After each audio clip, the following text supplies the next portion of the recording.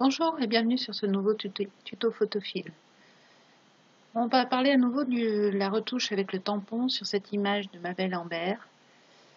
Je souhaiterais enlever la gouttière qui est là parce que je trouve qu'elle casse un petit peu la symétrie de la photographie. Donc toujours même principe, avant d'enlever quelque chose, regardez toujours si c'est faisable, c'est-à-dire si vous avez de la matière qui va pouvoir venir se mettre en remplacement de l'objet que vous voulez enlever. Là, c'est le cas puisque vous voyez, j'ai de la marge ici, j'ai toute cette partie du mur que je vais pouvoir utiliser pour venir la placer sur la gouttière. Toujours avec le tampon, donc cet outil-là, le raccourci S pour l'activer. Ici, vous avez la taille et la dureté.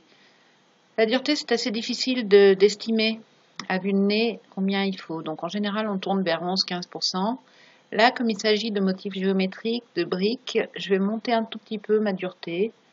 On va voir ce que ça donne. Éventuellement, on reviendra sur une dureté plus faible si c'est trop net.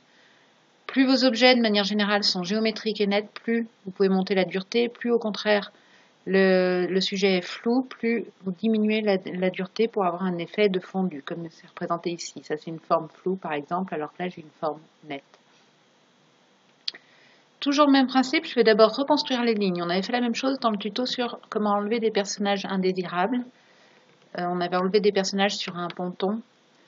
Donc pour reconstruire les lignes, voilà, je vais me placer sur un zoom, vous voyez, je suis à 200%. Je prends ma source par exemple ici. Je me mets juste sur la ligne entre le noir, enfin l'ombre et la lumière.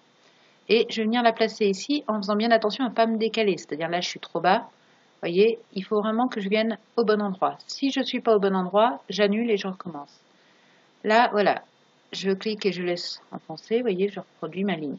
Je déborde, vous noterez que je déborde un peu sur la gauche, simplement parce qu'il y a une petite ombre ici, qui du coup serait visible à la retouche si je la laissais telle quelle. Là, j'ai pas changé ma source. J'ai pas changé ma source parce qu'en fait, les lignes sont parallèles. Donc, a priori, je vais pouvoir continuer direct, comme ça. Voilà. Même chose ici. Ici, par contre, je vais être obligée de changer ma source. Pourquoi? Parce que si je continue comme ça, vous voyez, je vais reproduire en fait cette zone de peinture sur ma gouttière. Donc, je suis obligée là de redéfinir ma source. Je vais du coup diminuer un petit peu la taille pour ne pas manger sur cette zone de peinture. Je la prends au niveau d'une intersection d'une brique, la jointure de deux briques. Je viens me positionner. Alors pareil, on va éviter d'avoir l'ombre ici. Vous voyez, c'est un peu plus dense, donc je vais corriger aussi cette zone-là. Du coup, je vais me mettre sur ce trait-là qui correspond à la brique d'avant. Voilà. Et je vais venir corriger. Ça arrive de temps en temps. C'est en fait quand vous faites un seul mouvement, du coup, il garde l'ancienne trace de ce qu'il y avait avant. Je ne sais pas pourquoi dans Photoshop, ça n'a toujours pas été corrigé comme bug. Bref, il faut arrêter votre mouvement et repasser par-dessus. Voilà. Et là, je continue pareil en descendant comme ça. Voyez? Autant quand ce sont des choses comme des vaguelettes, des choses comme ça sur l'eau, il faut changer la source. Autant là, ce sont des choses géométriques, donc je vais au contraire garder la même source quasi à chaque fois. Donc là, pareil, voilà. Et là, j'y vais franco, vous voyez. Voilà. Après, si j'affine, j'ai des petites zones plus sombres, voilà. Pareil, je dézoome régulièrement pour vérifier qu'à 100%, on n'a pas d'effet de répétition. Si je vous montre le résultat, si je continue sur toute la retouche, hein, c'est-à-dire toute la gouttière, donc j'ai le résultat ici que j'ai fait juste avant. Voilà. Vous voyez que, a priori, c'est pas mal. Simplement après, il faut juste que je regarde si j'ai des petites répétitions. Là, par exemple, le petit coin un peu plus sombre se répète ici.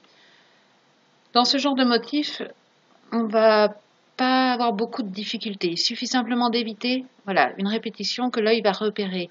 L'œil, en fait, a du mal à repérer les endroits qui ont été modifiés. Par contre, il repère très vite deux choses qui sont exactement similaires. Et quand c'est des motifs géométriques, c'est pas forcément gênant parce que je peux avoir deux briques éventuellement identiques. Par contre, quand c'est des motifs naturels, c'est quelque chose qui est très dérangeant pour l'œil. Donc là, je diminue ma taille et je vais simplement casser cette répétition en venant modifier un des deux, voilà, pour que je n'ai pas cet effet de répétition. Même chose ici, là j'ai une petite ligne qui se répète. Je donne un tout petit coup par endroit, c'est juste pour casser en fait l'effet de répétition. Après, les autres zones, même si c'est pas forcément nickel, ça se verra pas à l'œil. Il faut bien penser que la personne qui voit l'image ne sait pas qu'il y avait une gouttière avant. Ici, même chose. Ce que l'œil va repérer, c'est que là, j'ai exactement 2 fois le même creux dans ma peinture. Je casse un des deux en mettant un petit coup de tampon, voilà, de manière à éviter cette répétition. Vous voyez, même chose ici. Là, on la repère bien, celle-là, parce que j'ai une bande en travers que je retrouve ici. Donc, je vais prendre ici et je viens casser, pas forcément toute la ligne d'ailleurs, hein, juste un petit coup pour qu'on ne voit pas cette répétition au milieu. Je continue comme ça, voilà. Là, on est pas mal. Ici, j'ai encore cette zone-là qui se répète 2 fois, que je peux venir casser à nouveau ici en la faisant déborder un peu, par exemple. Ça n'a pas beaucoup d'importance. Le tout, c'est que visuellement, l'œil ne repère pas la différence. La dernière chose à faire quand vous avez donné comme ça plusieurs coups de tampon, c'est que souvent ça a un petit peu abîmé la zone. Là, vous voyez que la dureté était pas mal fixée, hein, puisqu'on a, c'est pas tellement flou, c'est pas trop abîmé. Simplement, c'est vrai que souvent c'est bien de finir en mettant une petite accentuation sur l'image pour éviter le petit flou qui a été créé par le tampon sur la zone. Donc là, je vais mettre sur la totalité de l'image, c'est pas gênant.